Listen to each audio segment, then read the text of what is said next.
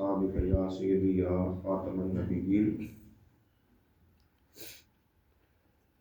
آج کی حدیث مبارکہ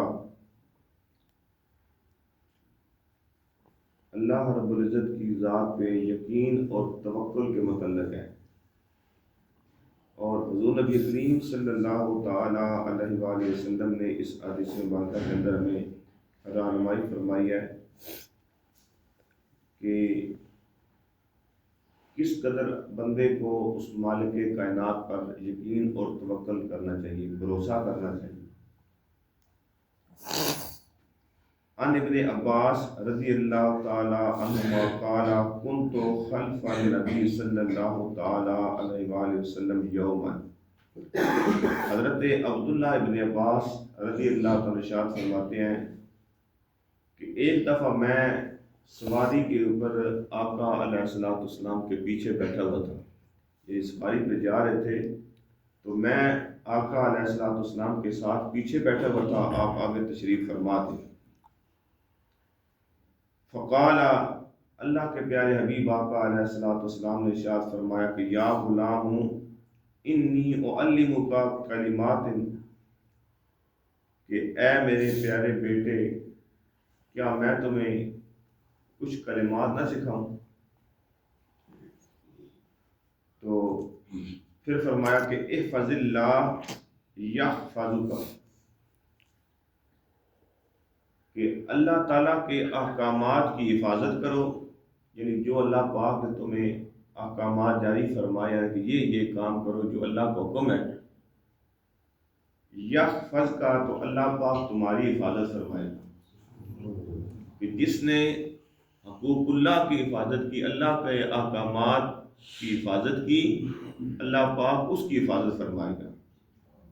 آگے فرمایا کہ احفظ اللہ تاجد ہو تجاہ کا، کہ تو اللہ تعالیٰ کے حقوق کی حفاظت کر، تاجد ہو تو اس کو پائے گا اپنے سامنے، یعنی اپنے پاس پائے گا، کہ جب پھر تمہارے حقوق کی بات آئے گی نا، جب تو دنیا کے اندر رہ کر اللہ کے حقوق کی حفاظت کرے گا، تو جب تمہارے حقوق کی بات آئے گی تو اپنے مالک کو اپنے پاس پائے گا۔ اس وقت تیرے حقوق جب دنیا کے اندر تو رب کے حقوق کی حفاظت کرے گا تو اس کا اجر میرا مالک یہ دے گا کہ عرش کی بلندیوں پہ بیٹھ کے مالک تیرے حقوق کی حفاظت فرمائے گا۔ اذا سألت فاسأل اللہ، اور جب تمہیں کچھ ضرورت پڑے نا تو کسی اور دنیا دار کے در پہ جانے کی ضرورت نہیں ہے۔ جب تو سوال کرنے کی تیرے اندر جو ہے وہ ضرورت پڑے تو فاسأل اللہ، تو رب کی بارگاہ میں سوال کر۔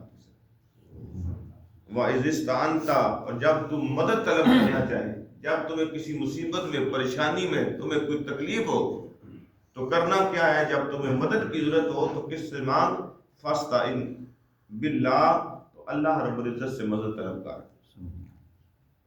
وَعْلَمْ، اور جان لو کہ یہ جو بات آگے اللہ کے پیارے حبیب آقا علیہ السلام نے ارشاد فرمائی میں اس سے بھی زیادہ غور طلب ہے، توجہ طلب ہے ہم جیسوں کے لیے، کہ ہم جب غیر پہ بھروسہ کرتے ہیں، دوسروں پہ بھروسہ کر کے اپنی ساری امیدیں اس سے وابستہ کر لیتے ہیں، تو رزلٹ کیا نکلتا ہے کہ وہ بندہ تو کسی چیز کا مالک ہی نہیں ہے، اس کے پاس اتنی پاور ہی نہیں ہے، اس کے پاس اتنی طاقت نہیں ہے، لیکن ہم نے اس پہ کیا کیا؟ بھروسہ کیا ہوا ہے۔ حالانکہ حقیقت کیا ہے؟ اللہ کے پیارے حبیب آقا علیہ السلام نے فرمایا وَعْلَمْ، جان لو، غور کرو، سمجھو اس چیز کو، کس چیز کو؟ کہ ان الامۃ لو اجتمعت علی ان ینفعوک بشیء لم ینفعوک الا بشیء قد کتبہ اللہ لک۔ اس کا مطلب کیا ہے؟ اللہ کے پیارے حبیب نے فرمایا کہ ان الامۃ، پوری امت، جتنے بھی امت ہے وہ ساری کی ساری لو اجتمعت، اکٹھی ہو جائے، ہم تو ایک یا دو بندے پہ بھروسہ کر کے رب کی بارگاہ سے جو ہے وہ دور ہو جاتے ہیں نا۔ ہمارے گھر بیٹھک میں ہمارا کوئی دوست یا تعلق والا ملنے آ جائے نا، مسجد میں نماز کا ٹائم ہے، اذان ہو گئی ہے، ہم کس کا لحاظ کرتے ہیں؟ ہم اس بندے کا لحاظ کرتے ہیں۔ یہ کیا کہے گا یار میں تمہارے گھر آیا ہوں، تو اٹھ کے مسجد میں چلا گیا ہے، حالانکہ وہ بھی مومن ہے، مسلمان ہے، اس کو بھی ساتھ لے کر ہم مسجد میں آ سکتے ہیں. تو ایک طرف رب کی طرف سے بلاوا آ رہا ہے، دوسری طرف ایک دنیا دار دوست ہمارے پاس گھر میں بیٹھا ہے. ہم کس کا لحاظ کرتے ہیں؟ ہم نے رب کے لحاظ کو چھوڑ دیا، اس کا لحاظ کرنا شروع کر دیا. حالانکہ حقیقت کیا ہے؟ اللہ کے پیارے حبیب نے فرمایا کہ ان الامۃ لو اجتمعت، ساری امت اگر اکٹھی ہو جائے، اللہ اس بات پر کہ ان ینفعوک بشیء، ذرا برابر بھی تم کو فائدہ دے سکے، لم ینفعوک، وہ تم کو فائدہ نہیں پہنچا سکتے، الا بشیء قد کتبہ اللہ لک، مگر اتنا ہی تم کو فائدہ پہنچے گا جو رب تعالیٰ نے تمہارے مقدر میں لکھ دیا. جو رب تعالیٰ کی مرضی اور منشاء کے مطابق تم کو ملنا ہے نا، وہی ملے گا. اگر ساری امت جو ہے وہ اکٹھی ہو کر تمہیں فائدہ پہنچانا چاہے تو وہ پہنچا سکتی نہیں. اللہ کے پیارے حبیب کی زبان سے جو کلمہ نکلتا ہے وہ غلط ہو سکتا نہیں. میرے کریم آقا صلی اللہ علیہ وسلم نے فرمایا کہ اکٹھے کر لو، سارے دوستوں کو بلا لو. تمہیں ساری تم طاقتیں جس پر تم بھروسہ کر رہے ہو نا دنیا داروں پہ، ان کو سب کو اکٹھا کر لو. ہوگا وہی جو منظور خدا ہو، جو رب کی طرف سے منظور بات ہوگی نا وہی تمہارے حق میں ملے گی. تم کو رب کی مرضی کے بغیر کچھ مل سکتا نہیں. اس لیے کس کا لحاظ کرنا چاہیے؟ مالک کا لحاظ کرو، اس رب ذوالجلال کی ذات کا لحاظ کرو. یقیناً جو اس نے اس پہ بھروسہ کیا، اس پہ توکل اور یقین کیا، تو رب تعالیٰ کبھی بھی اس کو اپنی بارگاہ سے نامراد نہیں لٹاتا، بلکہ اس کی جولی کو مرادوں سے بھر دیتا ہے. آگے فرمایا وَنِجْتَمَعُوا عَلَىٰ أَن يَضُرُّوكَ بِشَيْءٍ.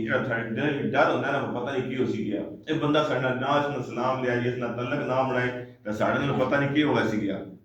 اس لیے کو وضاحت میرے کریم آقا صلی اللہ علیہ وسلم فرما دیتی ہے وَنِجْتَمَعُوا عَلَىٰ أَن يَضُرُّوكَ بِشَيْءٍ، اگر وہ جڑے فائدہ نہیں نہ پہنچا سکتے، اسی طرح وہ سارے اکٹھے ہو جائیں، سب کے سب اکٹھے ہو جائیں. بشیء اللہ اس بات پر اکٹھے ہو جائیں کہ این یضروک، کہ وہ تمہیں کوئی نقصان پہنچا سکے. بشیء ذرا برابر بھی، لم یضروک وہ تم کو نقصان نہیں پہنچا سکتے، الا بشیء قد کتبہ اللہ علیک، کہ مگر اتنی ہی تمہیں تکلیف یا آزمائش تم پر آئے گی جتنی رب نے تیرے مقدر میں لکھ دی ہے.